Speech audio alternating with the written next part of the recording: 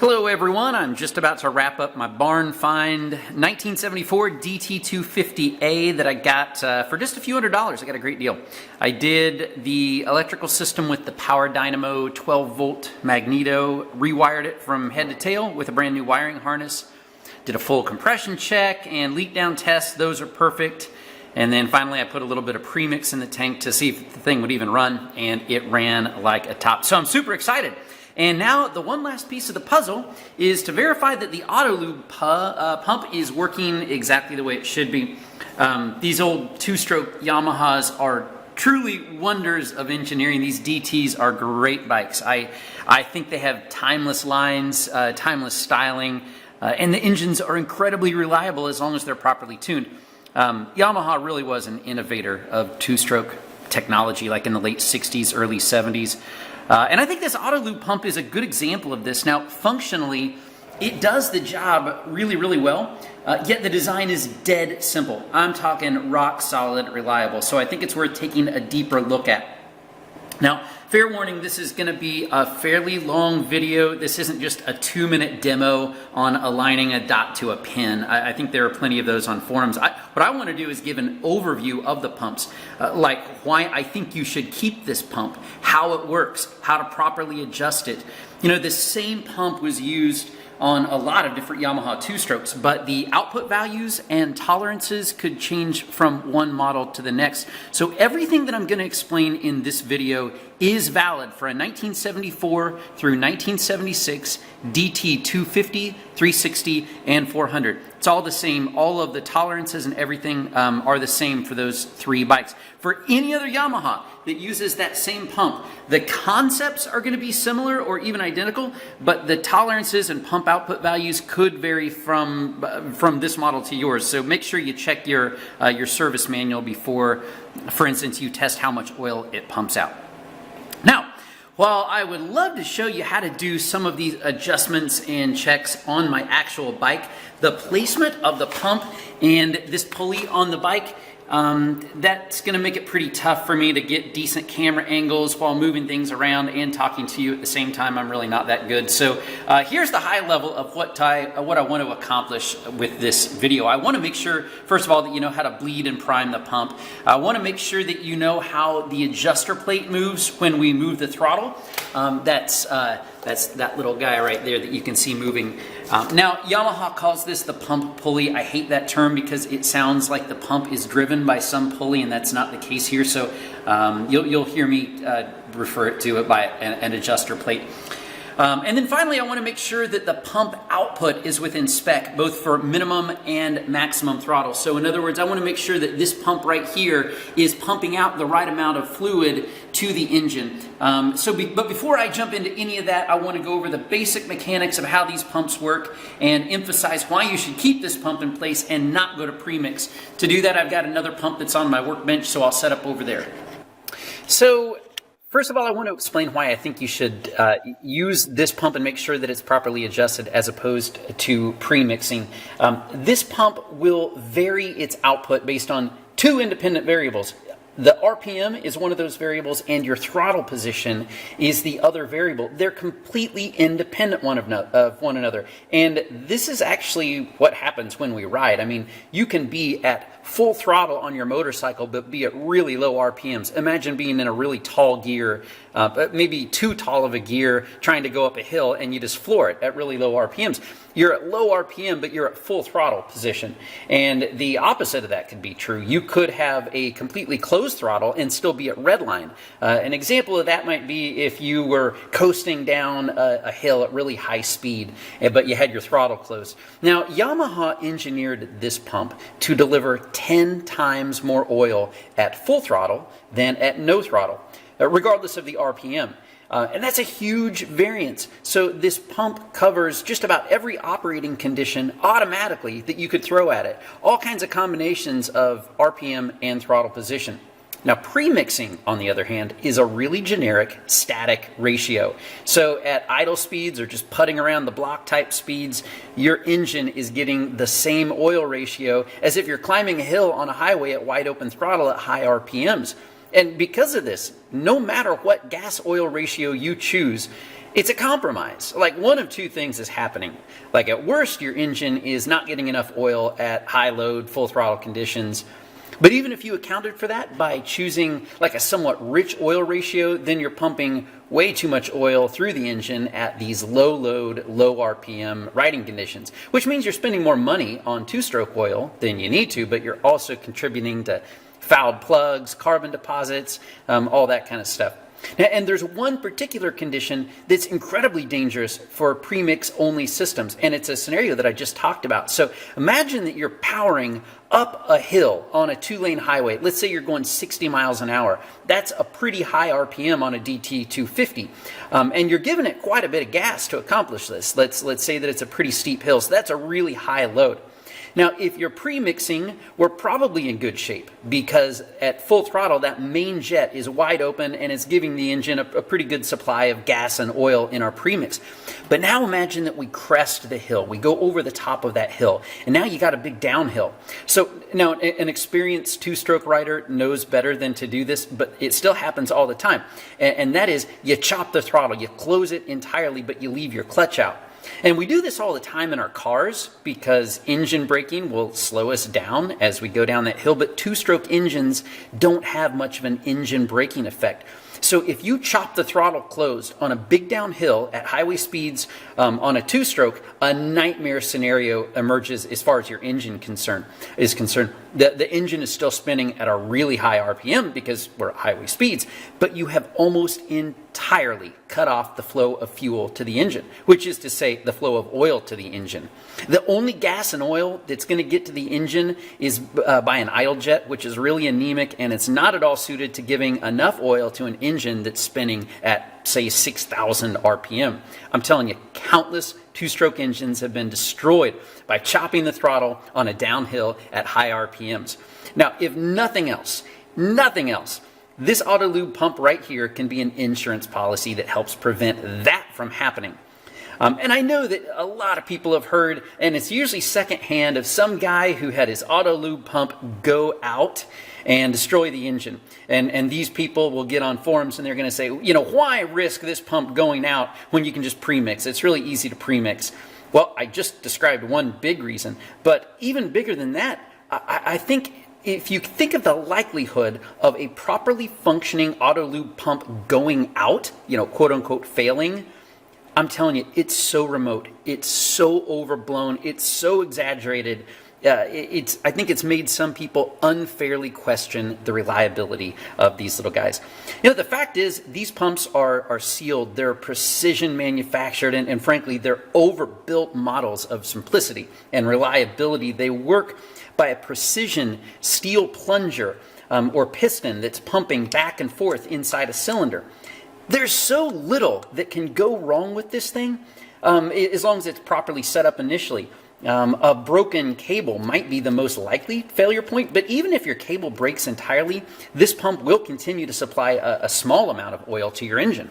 If an Autolube engine is destroyed by a bad pump, as you would say, I think it's much more likely user error than some mechanical failure at the heart of this pump that caused it. So, for instance, if you somehow introduced air into a supply line, let's say you removed the oil tank, or you ran it dry, or you changed an oil line, in this case, you have to bleed and prime the system. If you don't, expect problems. Another example might be someone gets a bike that sat outside for like a decade or more. They might rebuild the car, put fresh gas in the tank, and just expect to ride it. And if the pump is sat for that long, then it's possible that there was water introduced into the oil tank, and maybe this little plunger has corroded or gummed up, and somehow the pump isn't going to work the way you expect it to. But again, there's a procedure to verify that it does work. That's what I'm going to go over in this video. And once you can verify that the pump is working within spec, it's going to prevent a failure like that from happening. So once you've done that and you ride the thing at least once a year, this little beauty should be the very, very last thing that you have to worry about on your awesome Yamaha two-stroke motorcycle. So let's dig into how these actually work.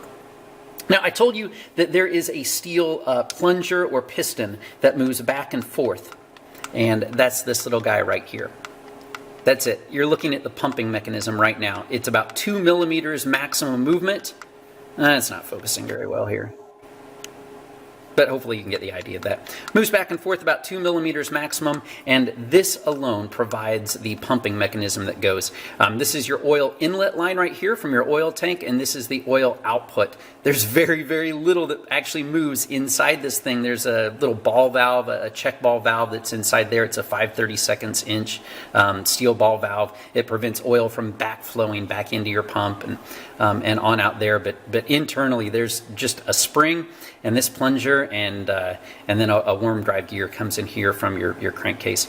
Absolute models of simplicity and reliability. It's a beautiful design.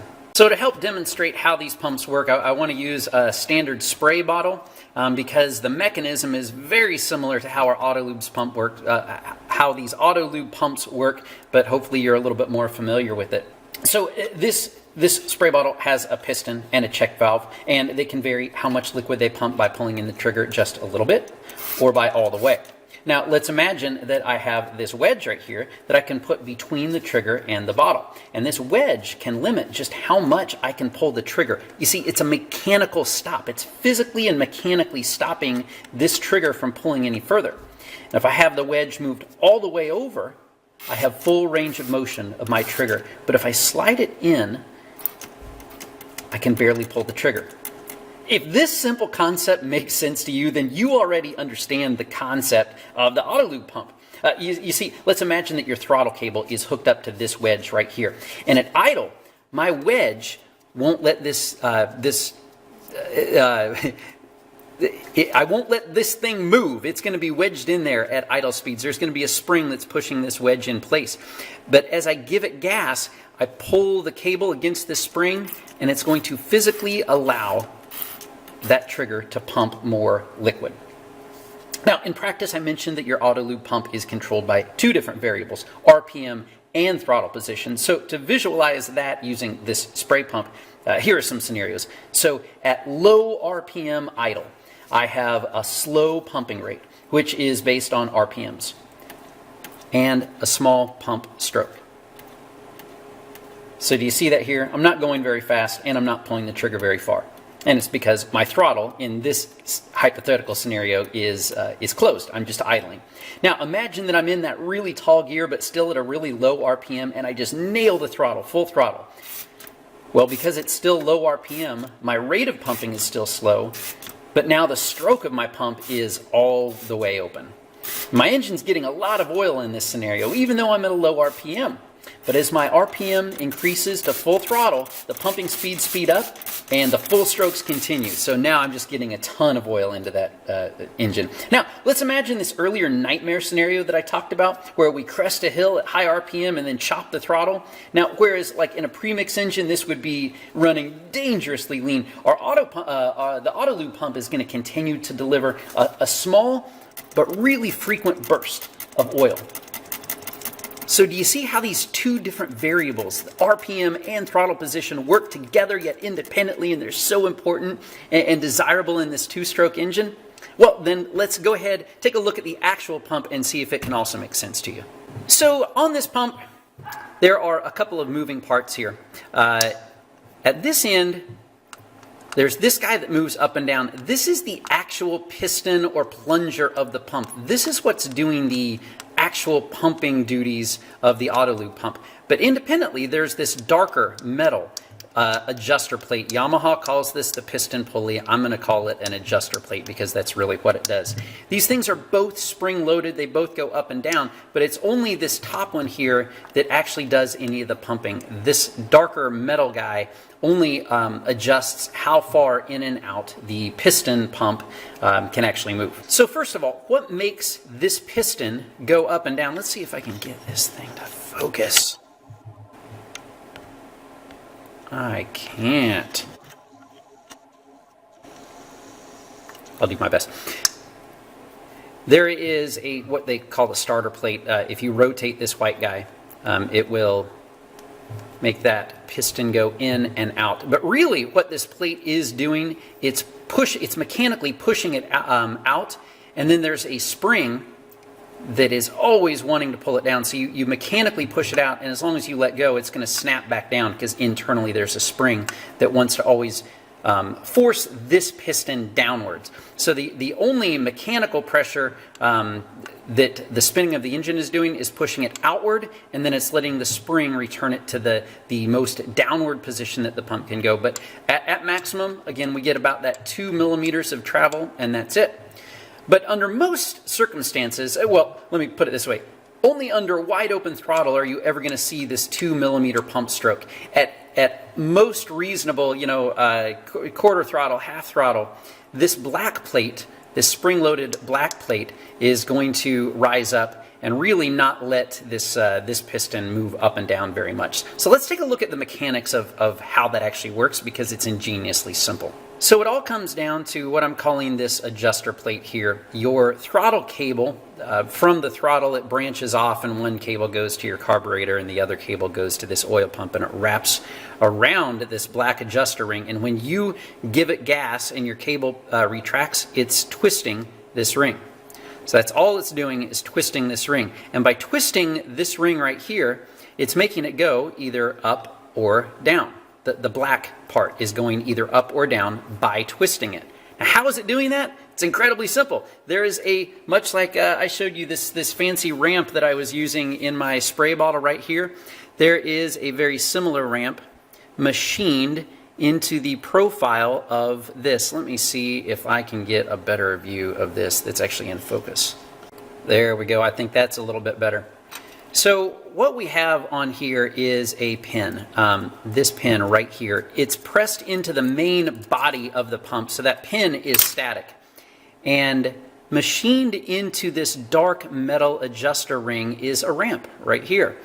And as you rotate, as your throttle cable rotates this, you can see that the profile of that cam, that ramp, is just that pin is forcing the ramp downward. So the more I turn this, the more it's pressing this plate down.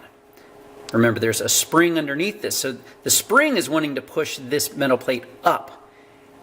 But as you turn it here, that cam ramp is wanting to push this plate down. So that's how we're getting this up and down motion of this black adjuster plate. It is nothing more than the ramp or cam profile pressing against that pin that sticks out of the main pump body. Okay, so now we're getting into the meat of these little beauties. So there's an adjustment process where people will tell you, well, you align the pin to the dot.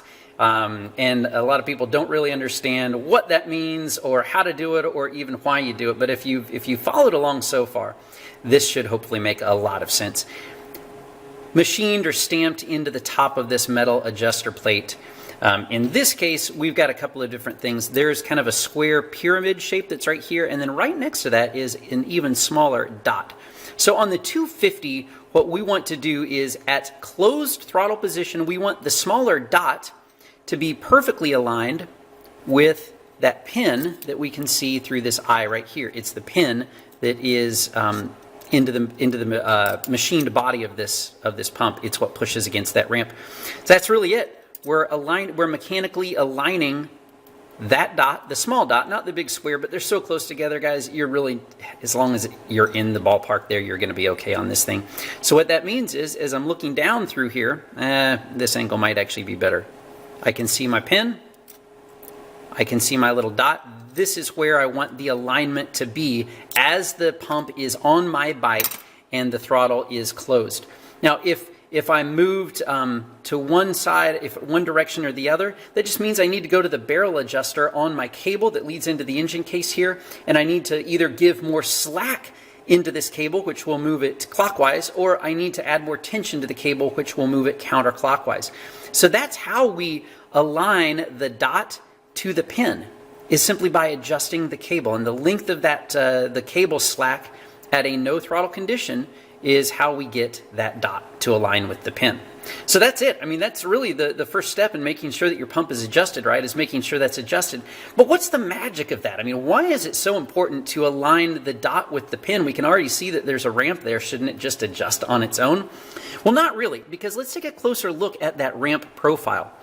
You'll see that for the first, man, it's probably a quarter of a throttle. I'm just going to ballpark that it's about a quarter of a throttle. There is no lift whatsoever in that ramp. Now, if we had it Now right here is where it should be adjusted. That my little dot is right in front of that pin, and you will see that by aligning it right here at a closed throttle position, we're also at the very beginning of the ramp profile, which means that the smallest opening of my throttle will start to push this plate down just a little bit more. In other words, the slightest movement of my throttle right off of idle is going to give me the smallest amount more oil as the engine runs. If this thing was way out of adjustment and it was all the way over here, I could blip the throttle, I could be blipping the throttle, and it's still just staying at that low idle level oil delivery. And in fact, I could get, man, I'm going to guess up to about a third throttle, and it's still not delivering any more oil than it was before. So you can see that at 0 to maybe a quarter or a third throttle, it doesn't vary the oil output at all. That's not good. And then even worse yet, let's say you go wide open throttle.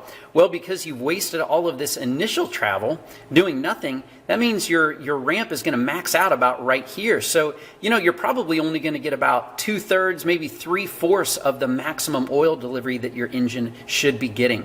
So I hope that makes sense. You want to align the pin to the dot so that the second you start to open this throttle, the pump will start delivering more oil to the engine.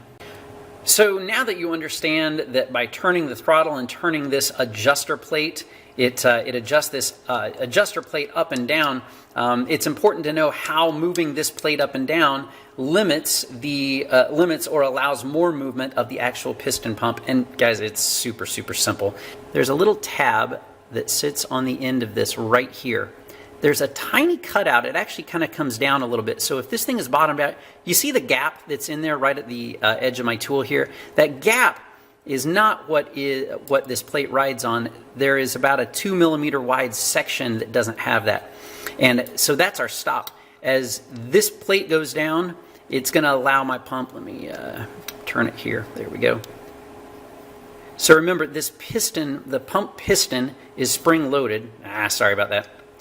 So as I let go of that piston, it wants to spring down. How far down it can spring, which again, that controls how much oil is going to be pumped, will be determined by how far up or down this black plate is. So quite simply, the higher this black plate is, the more we are limiting the stroke of that pump. The lower this black plate is, the more we're allowing this piston to pump in and out and in and out to get those full strokes of oil. Now, the next step that I want to show, you could consider it optional as long as you follow the very last step of this video, which is going to be measuring the actual oil output of this pump. So this step I would still recommend just so you can say that you've done it. But again, if you measure how much oil it's pumping out, you could consider this next step optional. So this potentially optional step, what you want to do is take this white adjuster plate and rotate it until the pump extends to its full outermost position. So it's coming down here. I'm going to slowly adjust that plate. There we go. So that's the outermost position of this piston. So that's where we want to get that. And now you just got to imagine that this was installed on my bike and that this guy is aligned, where the dot is aligned with the pin.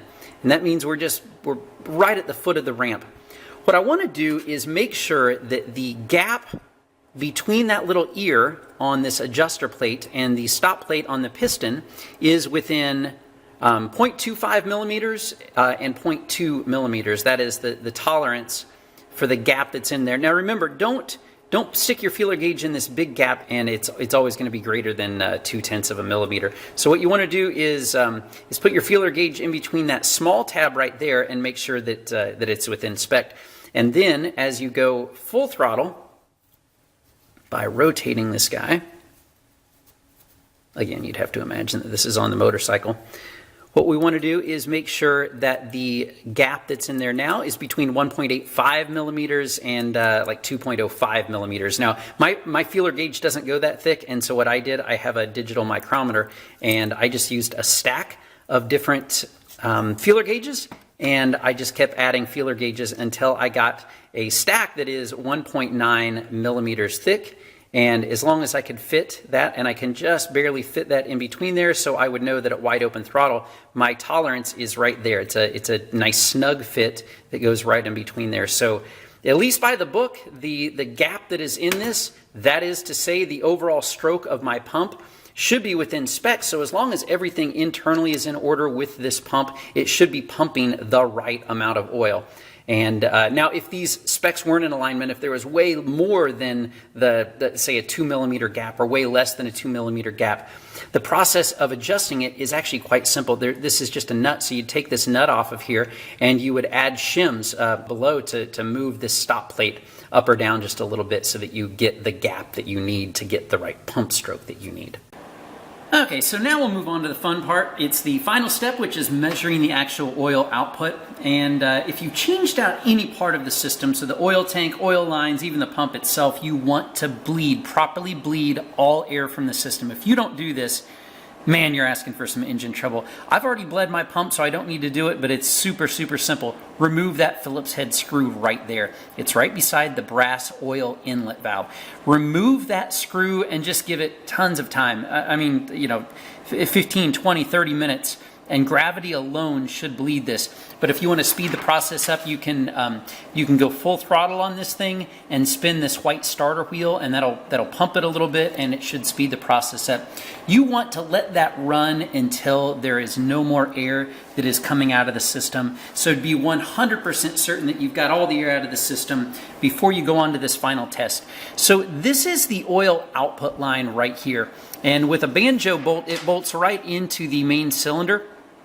And a lot of people like to measure how much oil they get out of this thing by putting some premix in the gas tank, starting up the engine, letting it run the pump, and counting the number of strokes. I don't like doing it that way because, well, by taking the banjo bolt out of this cylinder, you've got a great big huge air leak. I don't want to have to seal that thing up. And I find that it's a little bit hard to accurately count the number of pump strokes that we want to do. So essentially, so you can turn this white starter wheel by hand, or you can take kind of the route that I did. I just kind of used a Dremel tool and cut my own tool. It just has a little slot that's in it. There's a cotter pin that holds this white starter wheel on here, and by putting this little homemade bit on here, I can just use an electric screwdriver. You can spin that, and I can hold my finger right here, and you can see it move ever so slightly in and out. I just want to count 200 of those pump strokes, and my line is already starting to leak there because I spun it. So I want to spin that, and I want to see exactly how much fluid I get. Now with the throttle 100% closed, I would expect to see, spec on this is going to be 0.95 to 1.2 milliliters, which is to say 0.95 to 1.2 cubic centimeters on this. Basically, guys, you're looking for 1 cubic centimeter. You're looking for 1 milliliter of fluid if you do 200 pump strokes. If you can get that 1 milliliter of fluid, you're in good shape. So I'm just going to put my finger over the end of this syringe that I got from my CVS pharmacy. I can also put a finger over the end of this pump so I can more easily see exactly how many pump strokes I get. And then I'm going to put my handy dandy tool that's on here. And then I'm just going to count. 1, 2, 3, 4, 5, 6, 7, 8, 9, 10, 90, 100.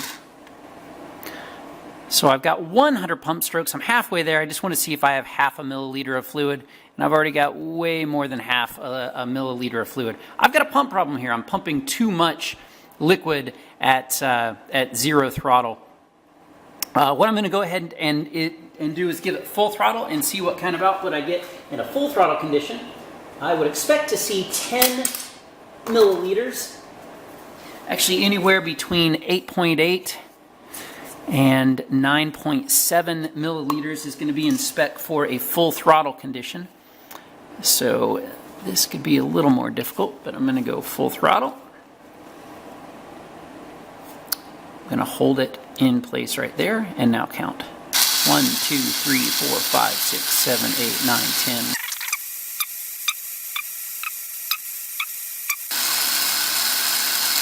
100. So at 100, I mean, the Yamaha manual says 200 strokes and you'll see 10 milliliters, so I know that 100 strokes should get me 5 milliliters. Just take this out of here and get my plunger in here. So if I get my plunger right at the 8 milliliter line, I can then count. This might be hard to see on this. It's actually hard to see on mine, but there's 1, 2, 3, 4, a little over 4.5, which means at 100 strokes I get about 4.5 milliliters of fluid. Take that times 2, that's 9 milliliters of fluid. I'm right in spec at full throttle pumping conditions on this, but what I'm getting is too much oil at idle, and so I know that that's a dead giveaway that my no throttle, that my pin isn't aligned with that. I'm basically up on the ramp somewhere on this, so I just need to adjust my cable a little bit, add some more slack into that, and I'm going to redo my my no throttle reading. Okay, I've made an adjustment to this cable stop. Sure enough, after doing this whole tutorial, my alignment, my pin was not aligned with this. So this plate was already partially up the ramp, even though my throttle was all the way closed. So I had to adjust this so that it wasn't pumping so much oil in there. And so now I'm just going to do one final check. So I've got my syringe. I'm just going to cover the bottom with my finger, and again, I'm going to look at the head of this pump, and I'm going to count 200 times. 1, 2, 3, 4, 5, 6, 7, 8, 9, 10, 1.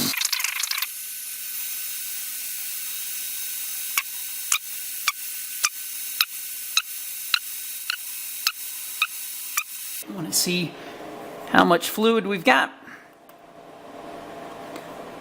Again, I want to see about 1 milliliter of fluid that pumps out of here.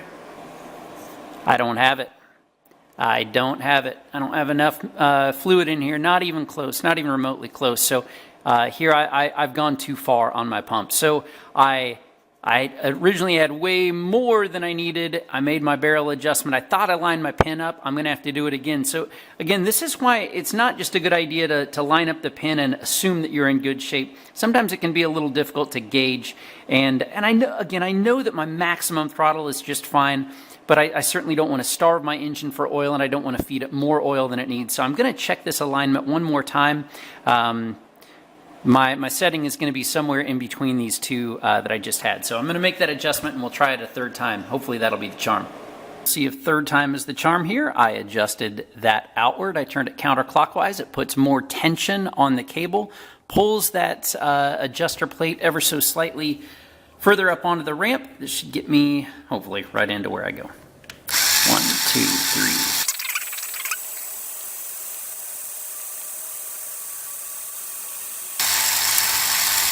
3. And there's 200 strokes.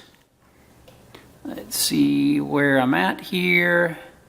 A little bit tough to see, but I'm right on the money. Let me see if I can show this any better here, but I am right at the 9 milliliter mark when my plunger is down at 10. So that's a full milliliter. That is 1 cc of oil that I got out of this thing by going 200 strokes. And so now, I'm going to go ahead and do another full throttle adjustment just to make sure that I'm still within tolerance on that, which should be 8.8 to 9.9. I'm sorry, 9.7 milliliters of fluid at full throttle, but pretty confident in that. This has been kind of messy, it's been kind of long, but hopefully you've learned a little bit about how these beautiful little pumps work, and you're not afraid to dig in here and try this yourself. So happy riding, happy tuning.